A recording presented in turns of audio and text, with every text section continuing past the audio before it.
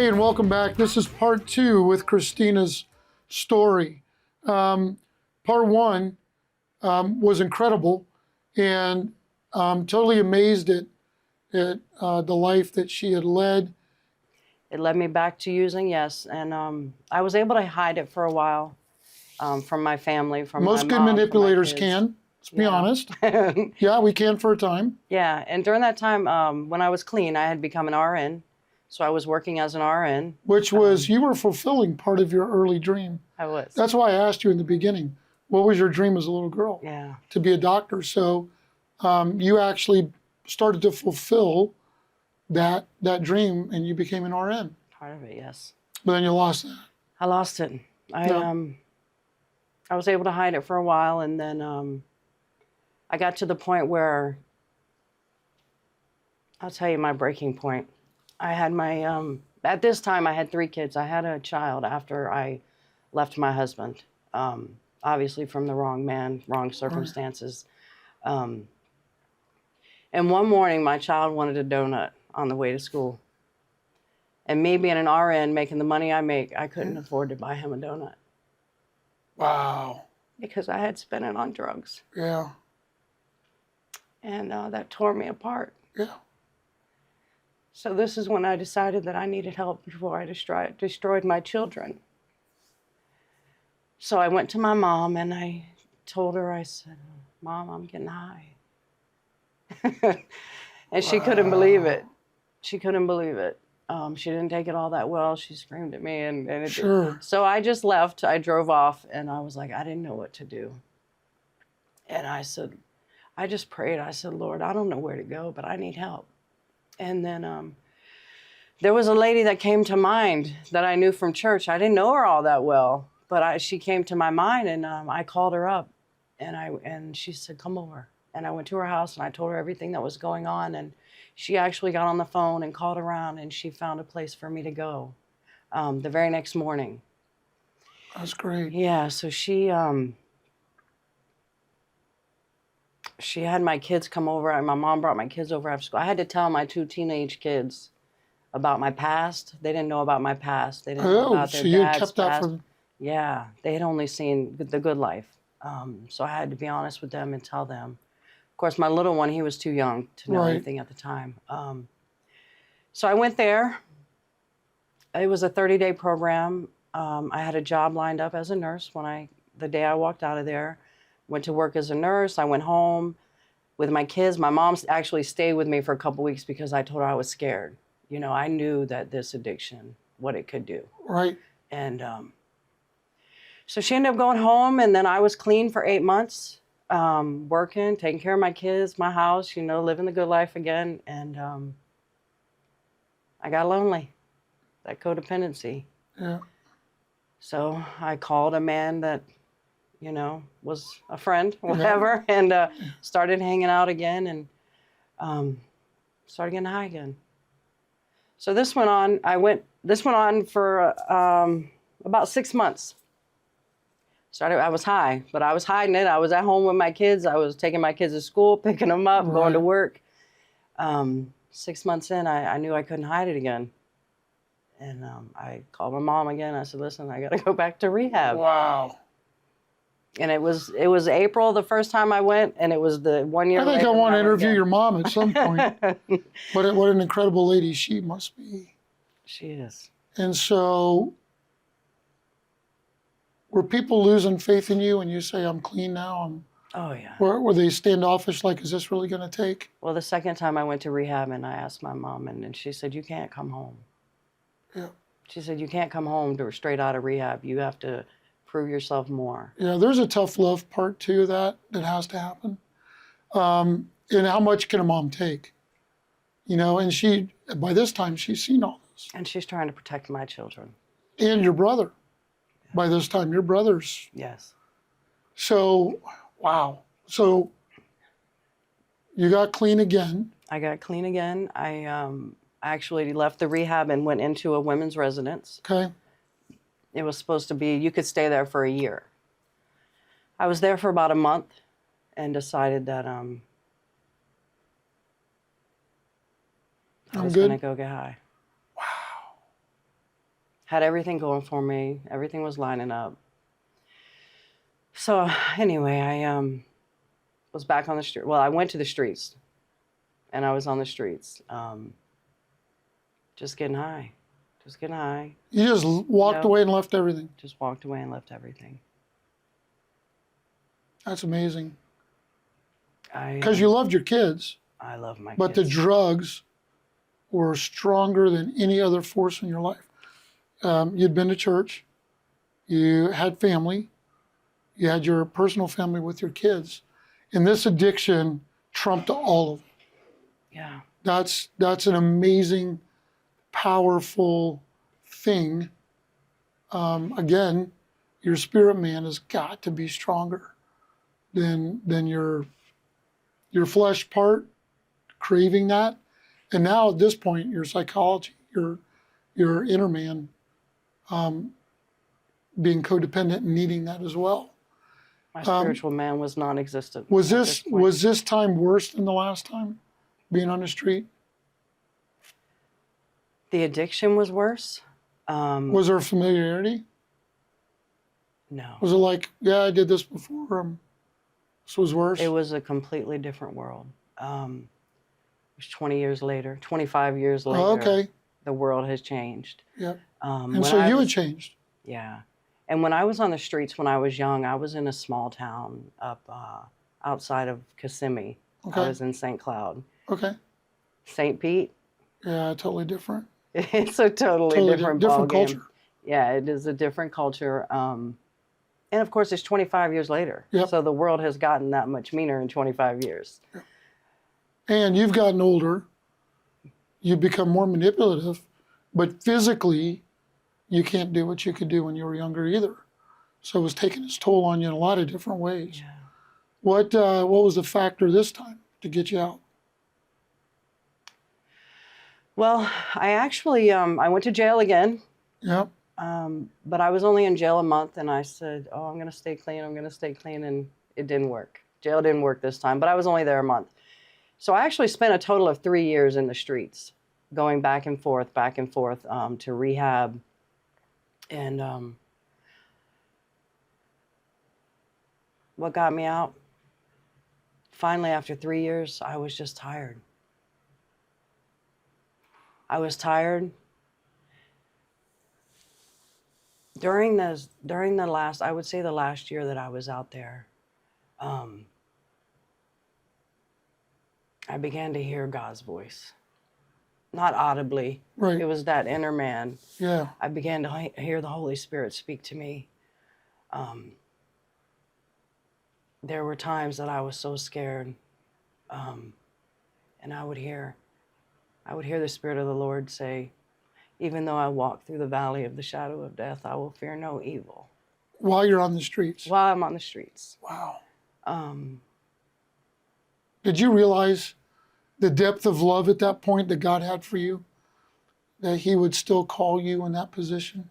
I started to realize it. Yeah. I wouldn't say it was an instant thing, but he just began to speak to me. And there were situations that I was in where I was followed at gunpoint. You know, I thought I was going to be shot and killed. And in that moment, I walked into the median of the street and just started walking down the median thinking they're not going to shoot me right here in the middle of all these cars. And I began to open my mouth and talk out loud to God and say, if you don't save me now, I'm going to die.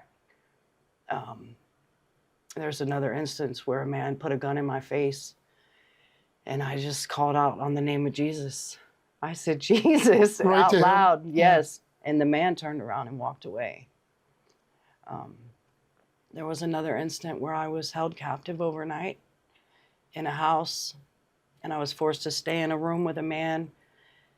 And there was another woman in the living room with another man, and I can't even explain to you the things that I heard that night. Like demonic? Yeah. Yes. It's the darkest place I've ever been in my life. I would definitely say that the evil forces of the world were present, Yeah. more than I'd ever known in my life. But I just prayed all night long. And in the morning, they took us Let and you go? dropped us off and let us go. Um, How'd you finally get rescued?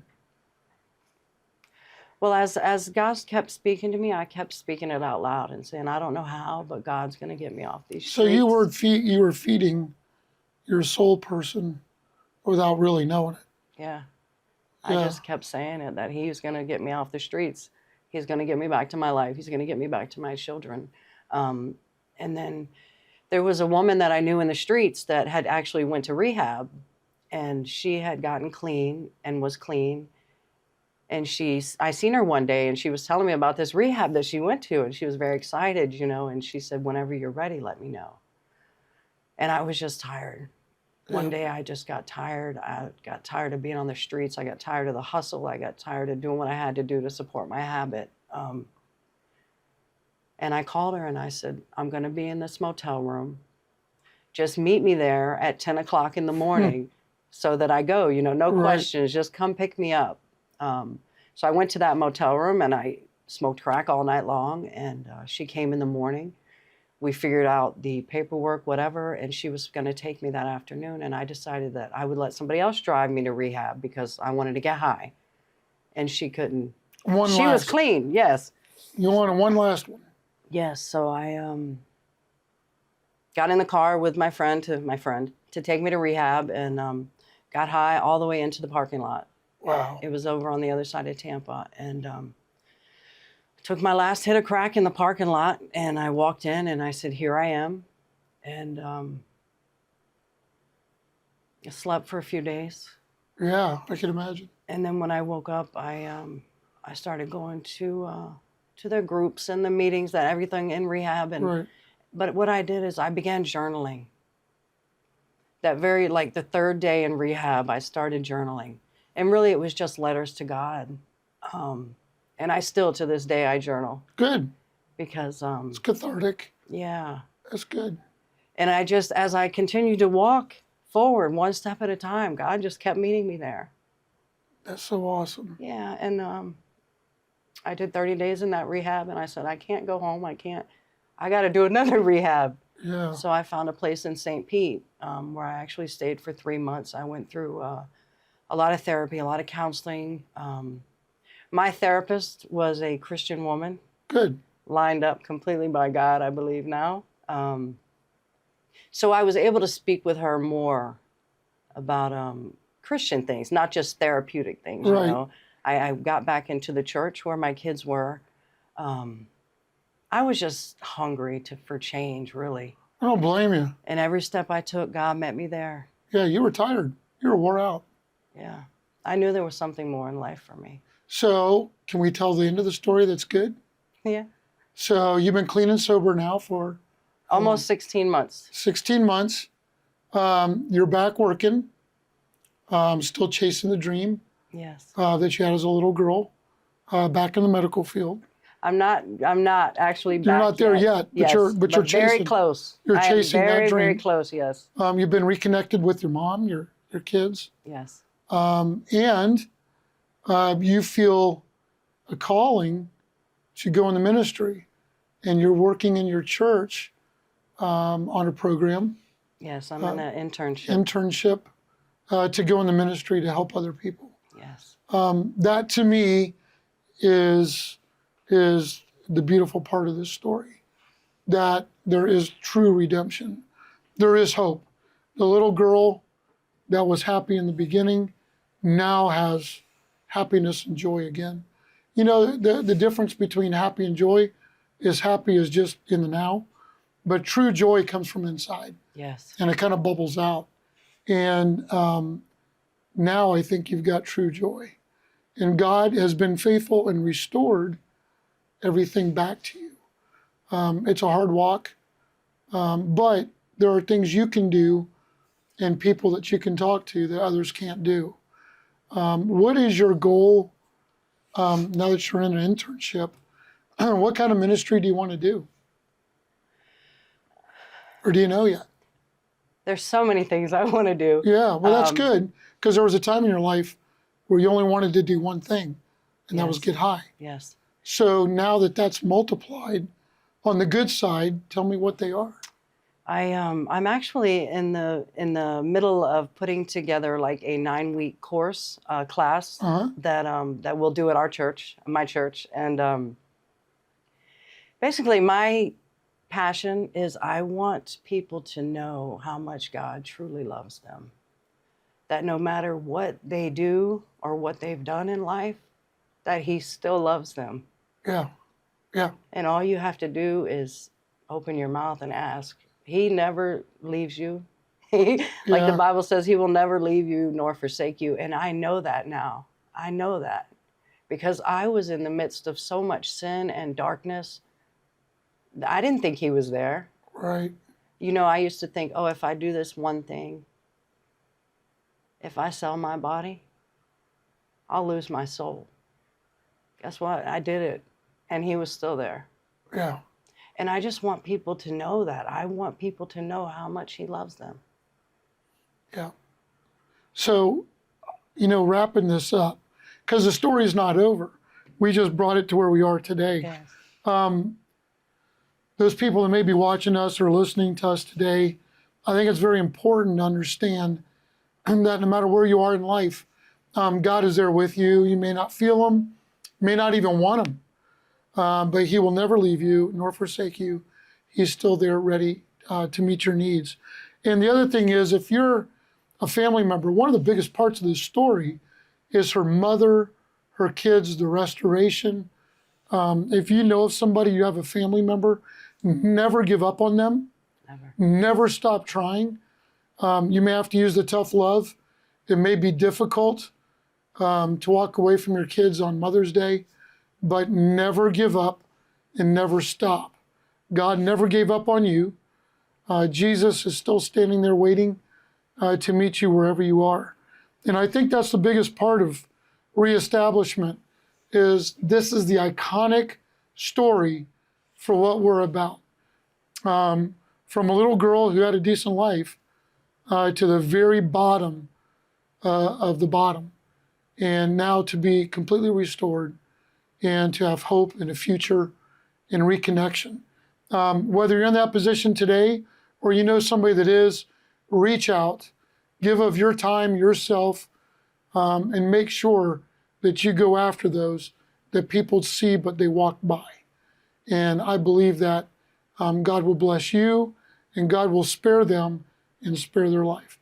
Until we meet again on the next reestablishment, may you have God's richest and blessed, the best blessings that God would want to give you.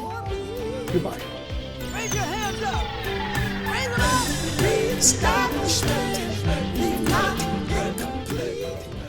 In a world that moves too fast, come find out what's real. At a Land of Delight in Plant City, Florida, we're a family-owned farm rooted in faith, freedom, and the kind of goodness you can taste and feel. From raw local honey to grafted fruit trees, fresh-baked cookies, pasture-raised eggs, and Saturdays filled with laughter, farm-friendly animals, and life. It's everything you've been craving. And if you can't make it out this weekend, we'll bring the farm to you. Just head to alandofdelight.com and bring home something special, grown with purpose and wrapped in love. Every order helps us rescue animals, teach nutritional farming, and share hope with our community. So whether you're around the corner or across the country, click, taste, feel, grow.